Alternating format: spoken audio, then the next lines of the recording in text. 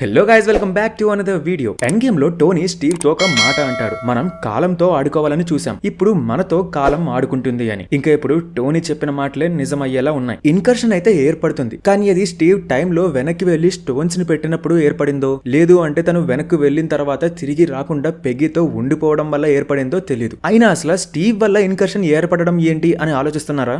Yes, ఇప్పుడు ఇదే doomsday main plot అవ్వబోతుందంట. కొద్ది రోజుల క్రితం డూమ్స్డే కి సంబంధించి ఒక రిపోర్ట్ అయితే వచ్చింది. అండ్ అది నార్మల్ రిపోర్ట్ ఏమీ కాదు, ప్రతి మార్వెల్ ఫ్యాన్ ని కూడా ఖచ్చితంగా సర్ప్రైజ్ చేసే ఒక రిపోర్ట్. ఇంతకీ ఆ రిపోర్ట్ లో ఏమని ఉంది అంటే, స్టీవ్ రాజర్స్ పాస్ట్ లో పెగీ కార్టర్ తో ఉండడం వల్ల ఇన్కర్షన్ ఏర్పడింది అని. అయితే ఆ టైంలో ఆ రిపోర్ట్ ని ఎవ్వరూ పట్టించుకోలేదు. కానీ ఒక 2 days బ్యాక్ మరొక న్యూస్ అయితే వచ్చింది, డూమ్స్డే మూవీ కోసం స్టీవ్ ఇంకా పెగీ ఉన్న ఇంటిని రీబిల్డ్ చేస్తున్నారు అని. సో ఇప్పుడు ఆ న్యూస్ అనేది నిజమైనట్లయితే మనం చెప్పుకున్న రిపోర్ట్ కూడా నిజమే అవ్వాలి కదా. అయినా ఈ మధ్య మార్వెల్ కి సంబంధించి వచ్చే న్యూస్ లలో ఆల్మోస్ట్ అన్ని కూడా నిజమే అవుతున్నాయి. కాబట్టి ప్రస్తుతానికి ఈ న్యూస్ ని కూడా మనం నిజమే అని చెప్పి అనుకుందాం. దాన్ని బట్టి ఈ రోజు వీడియోని మనం డిస్కస్ చేసుకుందాం. అండ్ గైస్, వీడియోని స్టార్ట్ చేసే ముందు మీరు కనుక మన ఛానల్ ని ఇంకా సబ్స్క్రైబ్ చేసుకోకపోతే వెంటనే సబ్స్క్రైబ్ చేసుకుని పక్కన బెల్ సింబల్ ని కూడా యాక్టివేట్ చేసుకోండి. అప్పుడు మాత్రమే మేము చేసే ఇంట్రెస్టింగ్ వీడియోస్ మీ వరకు నోటిఫికేషన్ రూపంలో వస్తాయి. అయితే అసలు ఇన్కర్షన్స్ ఏర్పడడానికి కారణం ఏంటో తెలిస్తే దాన్ని బట్టి అసలు స్టీవ్ చేసిన పని ఇన్కర్షన్ కి దారి తీస్తుందో లేదో మనకి అర్థమవుతుంది. ఇంకా ఇన్కర్షన్స్ ఏర్పడడానికి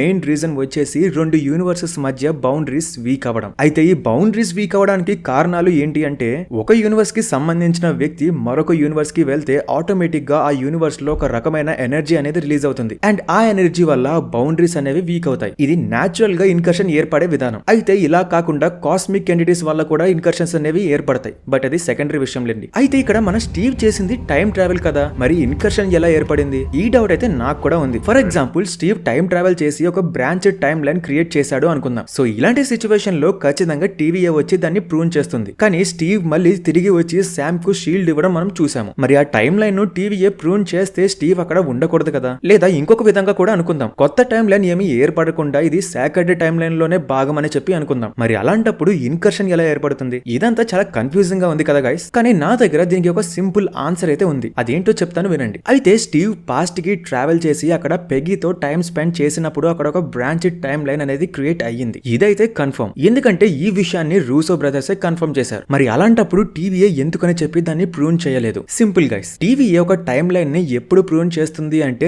దాని వల్ల సాక్రెడ్ టైం లైన్ కి ఏమైనా ప్రాబ్లం ఉన్నప్పుడు మాత్రమే. మనం సరిగ్గా గమనిస్తే టీవీఏలో సాక్రెడ్ టైం లైన్ మానిటర్ కి 2 రెడ్ లైన్స్ అనేవి ఉంటాయి. అండ్ మేబీ ఏమైనా బ్రాంచ్ టైం లైన్ ఆ రెడ్ లైన్స్ ని క్రాస్ చేసేలా ఉంటే అప్పుడు మాత్రమే దాన్ని ప్రూవ్ చేస్తారు. అయితే మన స్టీవ్ వల్ల ఏర్పడిన టైం లైన్ మాత్రం సాక్రెడ్ టైం లైన్ కి ఎటువంటి ప్రాబ్లం ని తెచ్చిపెట్టి ఉండదు. అంటే స్టీవ్ మెయిన్ ఈవెంట్స్ ని డిస్టర్బ్ చేయకుండా ఉండడంతో తన వల్ల ఏర్పడిన బ్రాంచ్ టైం లైన్ అనేది అంత ప్రమాదకరం కాకపోవచ్చు. అందుకే టీవీఏ కూడా దాన్ని ప్రూవ్ చేయకపోయి ఉండొచ్చు. ఈవెన్ స్టీవ్ శామ్ కి షీల్డ్ ఇచ్చిందంతా కూడా బ్రాంచ్ టైం లైన్ నుంచి వచ్చిన వాడే అని చెప్పి రూసో బ్రదర్స్ ఒక థియరీ లాగా చెప్పారు. అయితే ఇప్పుడే మనకు ఒక డౌట్ వస్తుంది, అంత ప్రమాదకరం కానీ టైం లైన్ వల్ల ఇప్పుడెందుకు ప్రాబ్లం వస్తుంది అని. అయితే గైస్, ఇక్కడే మనకు ఒక కాన్సెప్ట్ తెలియాలి, అదే బ్రాంచ్డ్ టైం లైన్ ఇంకా బ్రాంచ్డ్ రియాలిటీ. మనకు తెలిసినంత వరకు బ్రాంచ్డ్ టైం లైన్ ఇంకా బ్రాంచ్డ్ రియాలిటీ 2 కూడా డిఫరెంట్. బ్రాంచ్డ్ టైం లైన్ ఒక మెయిన్ టైం లైన్ నుంచి స్ప్లిట్ అయ్యి వచ్చిన టైం లైన్, కానీ బ్రాంచ్డ్ రియాలిటీ అంటే అదొక సెపరేట్ యూనివర్స్ లెక్కలోకి వస్తుంది. సో మేబీ స్టీవ్ వల్ల ఏర్పడిన బ్రాంచ్డ్ టైం లైన్ మెల్లగా బ్రాంచ్డ్ టైం లైన్ రియాలిటీలోకి మారిపోయి ఉండి ఉండొచ్చు. అయితే దీనికి ప్రాక్టికల్ ఎక్స్ప్లెనేషన్ నా దగ్గర లేదు, కానీ ఒక థియరీ ప్రకారం ఇలా జరిగే ఛాన్స్ అయితే ఉంది. అండ్ ఈ థియరీ ప్రకారం బ్రాంచ్డ్ టైం లైన్ కొన్ని కండిషన్స్ లో బ్రాంచ్డ్ రియాలిటీ కింద మారిపోతుందంట. ఈవెన్ ఈహురిమన్స్ చనిపోయిన తర్వాత కూడా చాలా వరకు బ్రాంచ్డ్ టైం లైన్స్ అన్ని కూడా బ్రాంచ్డ్ రియాలిటీలోకి ఎవాల్వ్ అయ్యి ఉండొచ్చు. అండ్ అందుకనే టెంపరల్ లూమ్ మీద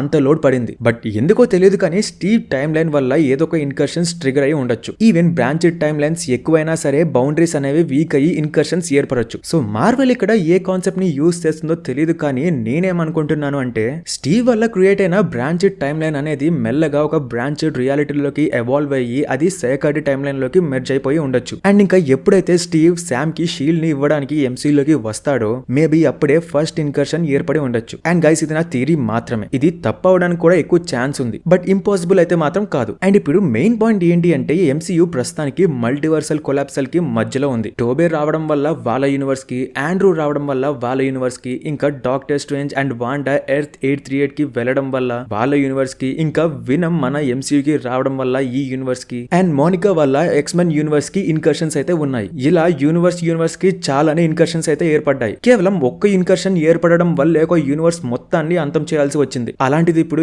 ఇన్ని యూనివర్సెస్ యూనివర్స్ మధ్య ఇన్కర్షన్ ఏర్పడింది అంటే అది ఏ రేంజ్ లో ఉంటుందో మీరే ఊహించుకోండి. మనకు తెలియకుండానే మార్వెల్ సీక్రెట్ వార్స్ కి ఒక పెద్ద ప్లానే వేసింది, బట్ ఇంకా దాన్ని ఎక్స్ప్లాయిట్ చేయలేదు అంతే. సో స్టీవ్ మీద వచ్చిన ఈ రిపోర్ట్స్ గురించి మీరేమనుకుంటున్నారో కామెంట్ సెక్షన్ లో కామెంట్ చేయండి. అండ్ గైస్, ఈ వీడియోకి ఇంతే. మీ దగ్గర కూడా ఇలాంటి వీడియోస్ కి ఐడియాస్ ఏమైనా ఉంటే వెంటనే కామెంట్ సెక్షన్ లో కామెంట్ చేయండి. వాటిని ఖచ్చితంగా చేయడానికి ట్రై చేస్తాను. అండ్ ఛానల్ ని సబ్స్క్రైబ్ చేసుకోవడం మాత్రం మర్చిపోకండి. మరొక ఇంట్రెస్టింగ్ అండ్ ఫ్యాబులస్ వీడియోలో కలుసుకుందాం.